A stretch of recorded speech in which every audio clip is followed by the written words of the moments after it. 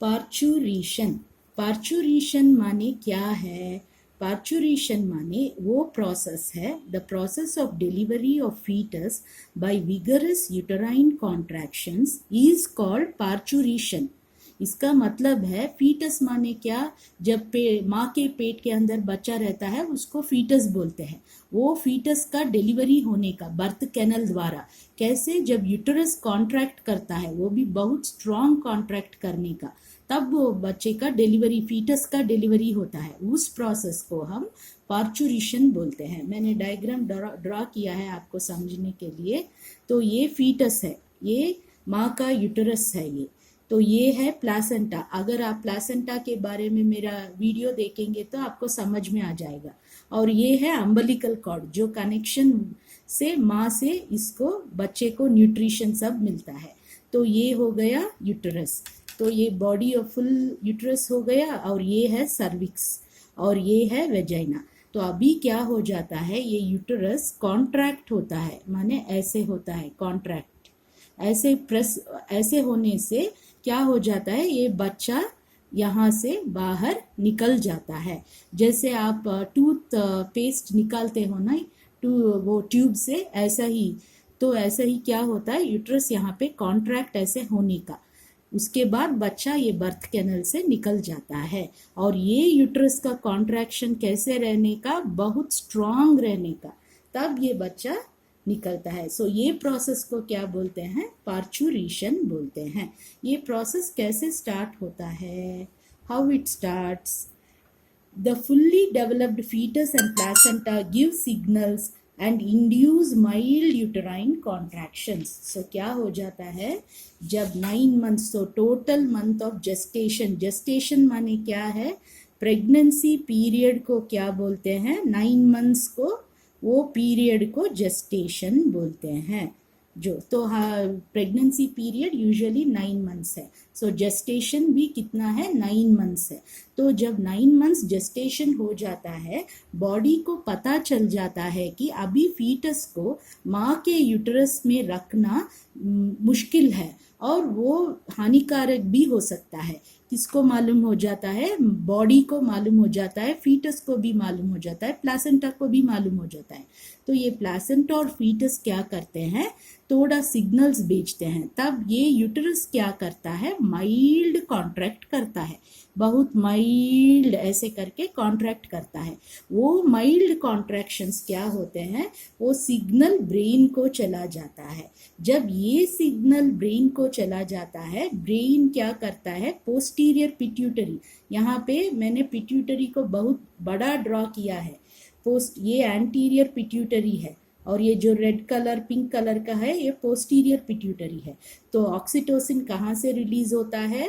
Posterior pituitary से oxytocin release होता है। वो ऑक्सीटोसिन आके फिर यूटरस के ऊपर क्या करता है, काम करता है। जब ऑक्सीटोसिन यूटरस के ऊपर काम करता है, तब यूटराइन कॉन्ट्रैक्शंस क्या होते हैं, और फोर्स से हो जाते हैं, और फोर्स से हो जाते हैं। तो और फोर्स से हो गया, फिर यूटरस सिग्नल भेजता है किसको, ब्रेन को, फिर ब्रेन ऑक्सीटोसिन फिर रिलीज करता है। तो अब और भी स्ट्रांग हो जाता है यूटरस कॉन्ट्रैक्शंस। कब तक ऐसे होता रहता है, जब तक ये फीटस बाहर बर्थ कैनल से निकल नहीं जाता, तब तक ये होता रहता है। इसको पॉजिटिव फीडबैक भी बोलते हैं।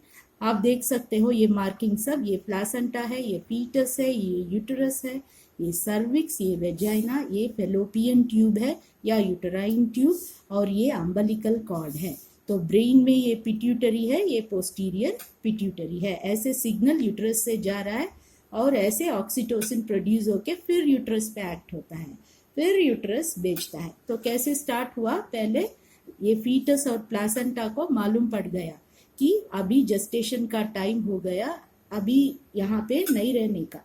तो क्या करता है, foetus, fully developed foetus and fully developed placenta uterus को माइल्ड कॉन्ट्रैक्शन में डाल देता है। वो माइल्ड कॉन्ट्रैक्शन ब्रेन को जाता है, तब ऑक्सीटोसिन रिलीज होता है। फिर ये और कॉन्ट्रैक्ट होता है, फिर यूट्रस से सिग्नल ब्रेन को जाता है, फिर ऑक्सीटोसिन रिलीज होता है। और ये रिफ्लेक्स को हम क्या कहते हैं? फीटल इजेक्शन रिफ्लेक्स, क्योंकि फीटल बाद में क्या हो जाता है? इजेक्ट हो जाता है। इसको क्यों न्यूरो एंडोक्राइन बोलते हैं बताती हूँ मैं। अभी ये फीटल हेड कहाँ पे जाता है? यहाँ पे सर्विक्स पे। यहाँ पे सर्विक्स नीचे आते आते फीटल हेड कहाँ पे बैठता है? सर्विक्स पे। सर्विक्स में नर्व्स रहता है, और भी नीचे आने आने से ये वेजाइनल वॉल्स है ना, उसके ऊपर हेड आ जाता है, वहाँ पे भी नर्व्स रहता है। वो नर्व स्टिमुलेट हो जाता है। वो नर्व स्टिमुलेट होने के बाद वो सिग्नल ब्रेन को भेजते हैं, और ब्रेन क्या रिलीज करता है? ऑक्सीटोसिन। तो नर्व्स क्या हो गया? न्यूरो। ऑक्सीटोसिन क्या हो गया? हार्मोन, एंडोक्राइन हो गया। इसलिए ये एक न्यूरो एंडोक्राइन रिफ्लेक्स है। ये क्या है? न्यूरो एंडोक्राइन मैकेनिज्म भी बोल सकते हैं। तो अभी हम कैसे लिखने का देख लेंगे। So the fully developed fetus and placenta give signals. This induces mild uterine contractions. तो mild uterine contraction किसके वजह से हो गया? फुल्ली डेवलप्ड प्लासेंटा और फीटस के वजह से। This triggers oxytocin release from the posterior pituitary. So ये ब्रेन को जाके पोस्टीरियर पिट्यूटरी से ऑक्सीटोसिन रिलीज हो गया। This oxytocin in turn causes strong uterine contractions. तो अभी ये ऑक्सीटोसिन यूटरस का स्ट्रॉन्ग कॉन्ट्रैक्शंस कर दिया। This again makes pituitary secrete more oxytocin. अभी यूटरस फिर सिग्नल भेजता है ब्रेन को, तो फिर पिट्यूटरी और ज्यादा ऑक्सीटोसिन रिलीज करता है। तो ऐसे टाइप ऑफ मैकेनिज्म को क्या बोलते हैं? पॉजिटिव फीडबैक मैकेनिज्म बोलते हैं। तो और स्ट्रॉन्ग कॉन्ट्रैक्शंस हो जाते हैं। तो कॉन्ट्रैक्शन स्ट्रॉन्ग होके होके क्या हो जाता है? फीटस एक्सपल्शन हो जाता है, माने फीटस बाहर आ जाता है। तो अभी आपको ये क्या है? ये रिफ्लेक्स, ये फीटल इजेक्शन रिफ्लेक्स है। फीटल इजेक्शन रिफ्लेक्स का दूसरा नाम भी है, उसको फर्ग्यूसन्स रिफ्लेक्स भी बोलते हैं। फीटस इजेक्शन रिफ्लेक्स को फर्ग्यूसन्स रिफ्लेक्स भी बोलते हैं। तो हम कैसे डिफाइन कर सकते हैं ये फीटल इजेक्शन रिफ्लेक्स को? It is a neuro endocrine reflex. मैंने बताया क्यों न्यूरो एंडोक्राइन बोलते हैं। Compromising of sustaining uterine contraction. Sustaining माने क्या? बार बार आने का यूटराइन कॉन्ट्रैक्शंस, एक ही बार होके स्टॉप नहीं होने का, तो वो मेंटेन होने का यूटराइन कॉन्ट्रैक्शन। सो ये वर्ड लिखने का ही, सस्टेनिंग यूटराइन कॉन्ट्रैक्शंस। इनिशिएटेड, कैसे इनिशिएट हो गया? बाय प्रेशर एट सर्विक्स और वेजाइनल वॉल्स। तो क्या हो गया यहाँ पे? फीटल हेड जो है ये सर्विक्स पे और वेजाइनल वॉल्स पे प्रेशर डालता है, तो ऐसे इनिशिएट हो जाता है ये। तो ये है, it is a neuroendocrine reflex compromising of sustaining uterine contractions initiated by pressure at cervix और वेजाइनल वॉल। और ये क्या है? It is a positive feedback example. It is a positive feedback example. अभी हम लैक्टेशन को जाएंगे। तो लैक्टेशन माने क्या है?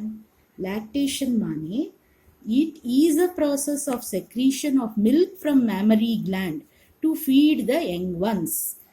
तो क्या है lactation? So secretion of milk from the mammary gland. तो मैमरी ग्लैंड का डायग्राम मैंने नहीं बनाया, बुक से ही देख लीजिए आप। ये मैमरी ग्लैंड है, आपको मालूम है, ये फिगर 3.4 है। तो ये मैमरी ग्लैंड है। तो ये क्रॉस सेक्शन है, ऐसे काट के हमें दिखा रहे हैं। ये निपल है, ये लैक्टिफरस डक्ट है। तो ये मैमरी ग्लैंड्स में क्या हो जाता है? जब प्रेगनेंसी का एंड आता है, 9 मंथ्स के पास आता है प्रेगनेंसी का जेस्टेशन, तब क्या होता है? इसमें डिफ्रेंसिएशन हो जाता है इन सेल्स में, माने वो और बड़े हो जाते हैं, चेंजेस हो जाता है सेल्स में। उसके बाद एंड ऑफ प्रेगनेंसी ही ये मिल्क प्रोड्यूस करना शुरू कर देता है ये मैमरी ग्लैंड। ठीक है, तो आप, this is a process of secretion. तो इसको क्या बोलते हैं? जब मिल्क सेक्रीट होता है मैमरी ग्लैंड से यंग वन को फीड करने के लिए, उसको, वो प्रोसेस को लैक्टेशन बोलते हैं। तो ये क्या है? The mammary gland undergoes differentiation in pregnancy and at end of pregnancy milk is produced. तो क्या हो जाता है? मैमरी ग्लैंड का जो सेल सब रहते हैं वो डिफरेंशिएशन होता है, उनमें चेंजेस होता है, और and of pregnancy milk produce हो जाता है। अभी हम देखेंगे कोलेस्ट्रम माने क्या है। ये बहुत इंपॉर्टेंट टॉपिक है। It is the first form of milk produced immediately after delivery by the mammary gland. माने ये जो अभी डिलीवरी हो गया, सोचो इस वक्त, सो immediately with in 2 hours mammary gland कुछ मिल्क प्रोड्यूस करता है, उसको हम क्या बोलते हैं, कोलेस्ट्रम बोलते हैं। वो कोलेस्ट्रम कैसा रहता है, थिक और स्लाइट येलो इन कलर रहता है। और ये इंपॉर्टेंट पॉइंट्स है, उसका इंपॉर्टेंस क्या है, कोलेस्ट्रम वो बच्चे को देने का ही, वो क्यों उतना इंपॉर्टेंट है बच्चे के लिए कोलेस्ट्रम, क्योंकि इट हैज एंटीबॉडीज। सो अगर एंटीबॉडीज है तो it protects the baby from diseases. It protects the baby from diseases. Next, prevents intestinal infections in baby.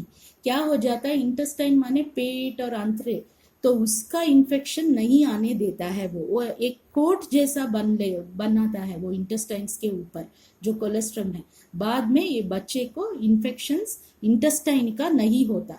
तो इंटेस्टाइन का इन्फेक्शंस माने क्या है, पेट का, इंटेस्टाइन का, डायरिया, वॉमिटिंग, ये सब नहीं होने का, उल्टी और जुलाब ये सब नहीं लगने का बच्चे को, तो उससे भी प्रिवेंट करता है। It is highly nutritious for the baby. बहुत सारे न्यूट्रिएंट्स इसमें रहता है, कुछ प्रोटीन्स भी रहते हैं इसमें, कुछ विटामिन्स भी रहते हैं इसमें, इसलिए कोलेस्ट्रम बहुत इंपॉर्टेंट है इमीडिएटली बच्चे को पिलाने का।